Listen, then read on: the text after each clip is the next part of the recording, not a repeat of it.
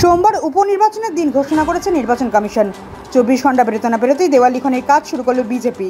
মঙ্গলবার সকালে বাগদার বানেশ্বরপুর বাজার সংলগ্ন মনোহরপুর এলাকায় দেওয়াল লিখে বিজেপি কর্মী সমর্থকরা প্রার্থীর নামের জায়গা ফাঁকা রাখা হচ্ছে।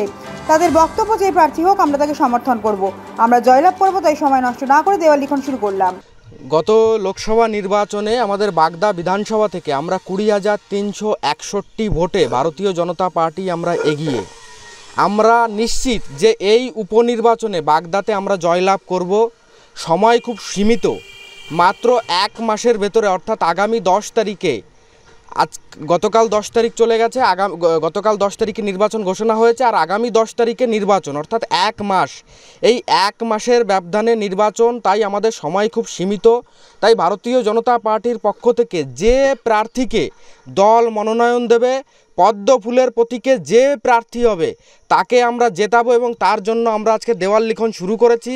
24 ঘন্টা এখনও অতিক্রান্ত হয়নি, আমরা দেওয়াল লিখন শুরু করেছি। আশা করি আগামী 72 ঘন্টার ভেতরে আমরা বাগদার প্রত্যেকটা দেওয়ালে পৌঁছাবো এবং ভারতীয় জনতা পার্টির পক্ষ থেকে আমরা প্রচার অভিযান শুরু করব। আজকে আমরা ভোর 5টা থেকে আমরা দেওয়ালটা লেখা চালু করেছি। বাগদা সমস্ত বিজেপি কর্মীর মধ্যে উন্মাদনা প্রচুর, আমরা সেই নিয়ে এগোচ্ছি। ভারতীয় জনতা পার্টি যাকেই মনোনীত করুক না কেন, আমরা তার হয়ে আমরা খাটব।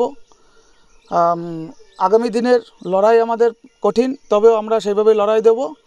আপনারা এমনি দেখতে পাচ্ছেন আমরা আজকে এটা কমপ্লিট করলাম, আমরা বাগদাতে আর প্রত্যেকটা বুথে বুথে পৌঁছাব।